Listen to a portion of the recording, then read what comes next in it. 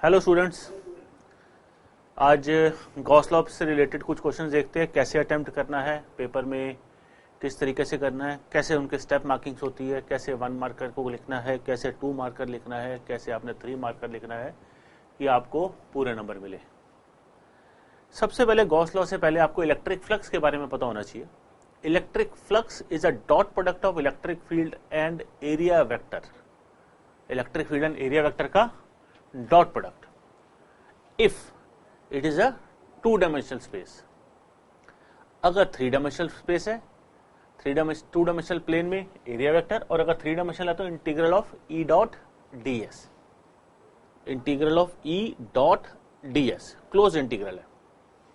इसके बाद आप देखो गॉस लॉ क्या कहता है कि total electric flux which is integral of E dot d S is charge inside the Gaussian surface divided by epsilon naught। एक चीज याद रखें, ये जो चार्ज है it is charge ankylosing the Gaussian surface। Gaussian surface के अंदर वाला जो चार्ज है हमें वो वाला चार्ज लेना है, हमें टोटल चार्ज से मतलब नहीं है। एक प्रॉब्लम देखते हैं, जैसे क्वेश्चन नंबर 1। ये क्वेश्चन नंबर 1 जो है ये 1 मार्कर है। 1 मार्कर क्वेश्चन में electric flux through surface S.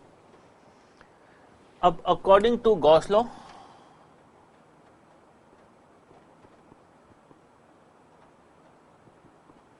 आपके पास electric flux integral of E dot d S which is equal to charge inside the Gaussian surface divided by epsilon naught. Gaussian surface के अंदर कौन सा charge है? +2q और -q, तो इट इज इक्वल टू +2q -q divided by epsilon naught q upon epsilon naught. This much of explanation is sufficient for 1 mark question. अब इसके अंदर एक चीज समझते, कंसेप्चुअली लॉजिकली हमने +3q वाला जो चार्ज जो कि बाहर था हमने इसको कंसीडर नहीं किया। क्यों नहीं किया? क्योंकि +3q वाले की वजह से इस सरफेस से जितना यहां से फ्लक्स अंदर जा रहा है दूसरे एंड से उतना ही फ्लक्स बाहर आ रहा है, resulting in 0 flux. Flux entering और फ्लक्स लीविंग बराबर है। जबकि 2q वाले चार्ज की वजह से, पॉजिटिव चार्ज की वजह से फ्लक्स सिर्फ बाहर आता है और -q वाले चार्ज की वजह से फ्लक्स सिर्फ अंदर आता है। तो total flux is total charge inside the Gaussian surface divided by epsilon naught. तो चार्ज कौन सा लेना है? जो गॉसियन सरफेस के अंदर है, सारा नहीं। इसके बाद हम 2 मार्कर क्वेश्चन, ये दूसरा।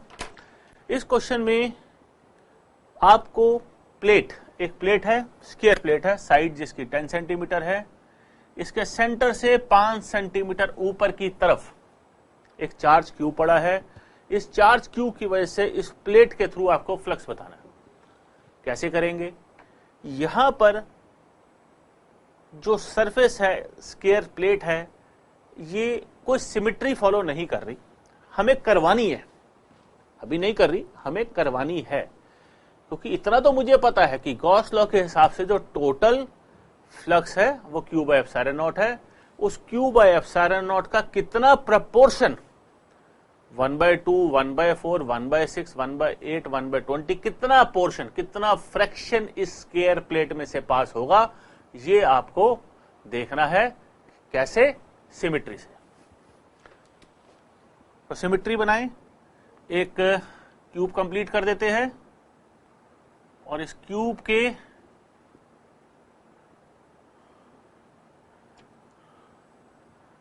कंप्लीट कर दिया। इस क्यूब के सेंटर पे, इस क्यूब के सेंटर पे ये चार्ज क्यू पड़ा है। अब हमें देखना है एक क्यूब के, इस क्यूब के कितने फेस है। कितने फेस होते हैं? 6।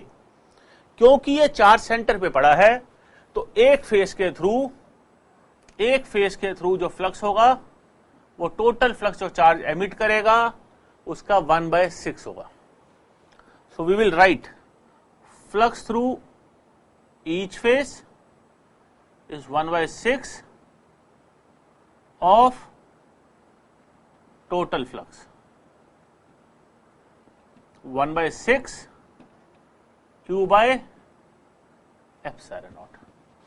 तो पुत्र जी बेटा ये आपका आंसर हो गया। सिमेट्री फॉलो करनी है, सोचने के नंबर है। तो ये आपका इस तरीके से ये एक 2 मार्कर आंसर होगा। 1 marker question should be single line question explanation और it can be a single word answer also. 2 marker में 1 line at the max 2 line, बहुत ज्यादा आपने लिखना 3 लाइनें, इससे ज्यादा नहीं जाना। फिर क्वेश्चन की नीड के ऊपर भी है कि आपने कितना लिखना है। अब ज्यादा लिखना पड़ेगा तो पड़ेगा ही, लेकिन try to restrict in those number of words जिसके अंदर आपका काम चल जाए। एक 3 मार्कर देखते हैं।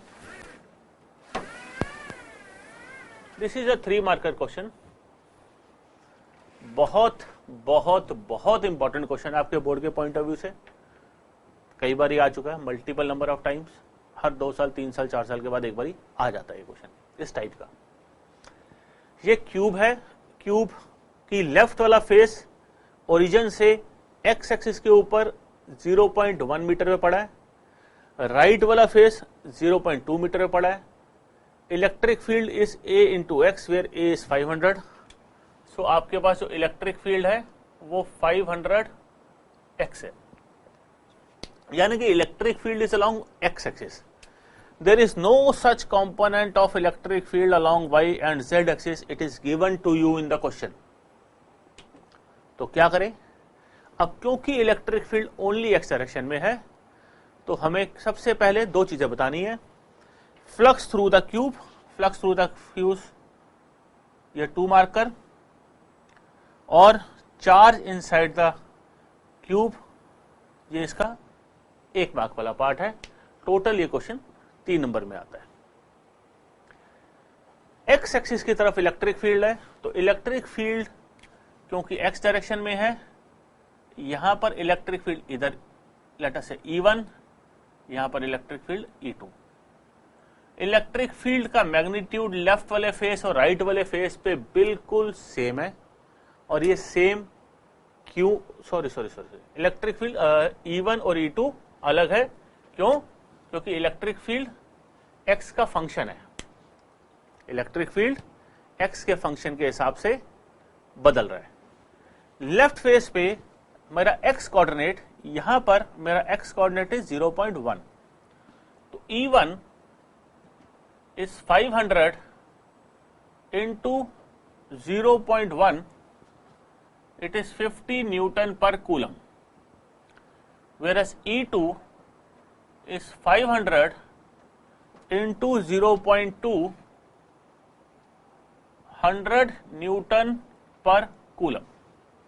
ये आपके पास E1 और E2 आ गया। अब फ्लक्स निकालने के लिए मुझे एरिया वेक्टर भी चाहिए।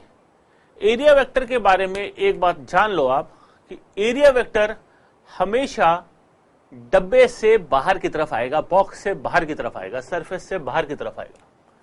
ये वाला एरिया वेक्टर इस सरफेस का A1 इधर, इस सरफेस का एरिया वेक्टर A2 इधर। लेफ्ट वाले फेस पे एरिया वेक्टर और इलेक्ट्रिक फील्ड के बीच का एंगल 180 डिग्री, राइट वाले फेस पे इलेक्ट्रिक फील्ड और एरिया वेक्टर के बीच का एंगल 0 डिग्री। तो एरिया वेक्टर A1 और A2 इन दोनों का जो मैग्नीट्यूड है वो तो स्क्वायर का एरिया है, जो साइड है। 0.1 0.1 0.1 0.1, तो एरिया वेक्टर हो गया 0.1 into 0.1 0.01 meter square. Magnitude same है, डायरेक्शन डिफरेंट है। डायरेक्शन को बाद में देखेंगे जब फ्लक्स निकालना। Now phi1 is E1 dot A1। बच्चे E1 और A1 के बीच का angle is 180 degree, so it is E1 A1 cos 180 degree. E1 is 50 A1 is 0.01, cos 180 is -1, सो ये आपका आंसर आएगा -0.5 न्यूटन पर कूलम इलेक्ट्रिक फील्ड का यूनिट, मीटर स्क्वायर एरिया का यूनिट। दोनों को मिलाओ, दोनों को जोड़ो, आपके पास फ्लक्स का यूनिट आ जाता है। इसी तरीके से सिमिलर पैटर्न पे φ2 E2 डॉट A2, दोनों के बीच का angle 0 degree, E2 A2 cos 0 degree, E2 is 100, A2 is 0.01 cos 0 degree, cos 0 degree is 1, तो ये आपके पास आ जाता है 1 न्यूटन पर coulomb metre square plus 1। Flux में पॉजिटिव साइन सिग्निफाइज दैट कि आपका जो फ्लक्स है इट इज आउटसाइड, और negative sign means it is inside, अंदर आ रहा है। तो यहां पर हमारे पास जो टोटल फ्लक्स है that is φ1 plus φ2 0.5 plus 1 that is equal to plus 0.5 newton पर कूलम मीटर स्क्वायर, ये हमारे पास टोटल फ्लक्स आ गया। इनिशियली सारा डेटा आपने E1 E2 एरिया निकाला, आधे नंबर इसके, φ1 निकाला, आधा नंबर इसका, φ2 निकाला, आधा नंबर इसका, टोटल फ्लक्स निकाला, आधा नंबर इसका। टोटल कितने हो गए? 2 नंबर, 2 मार्क्स। क्वेश्चन था 3 मार्क का, थर्ड मार्क तीसरा नंबर इसका है, चार्ज इनसाइड द क्यूब। तो चार्ज इनसाइड द क्यूब, हमें ये बात पता है गॉसियन सरफेस से, गॉस थ्योरम से, Q बाय एप्सिलॉन नॉट होता है, चार्ज इनसाइड वाला ही होता है, आउटसाइड वाले से हमारा मतलब नहीं है। तो total charge inside is equal to, this is total flux into epsilon naught, total flux is 0.5 epsilon naught newton पर कूलम इनटू मीटर स्क्वायर। और ये जो सेकंड पार्ट है ये 1 नंबर का, टोटल मार्क्स हो गए आपके 3। इस तरीके से आप स्टेप्स को फॉलो करोगे तो बच्चे पूरे 3 नंबर आपके पेपर में आपको मिलेंगे। स्टेप्स को फॉलो करो, क्वेश्चन को ध्यान से पढ़ो और हमारा चैनल सब्सक्राइब करो। Thank you.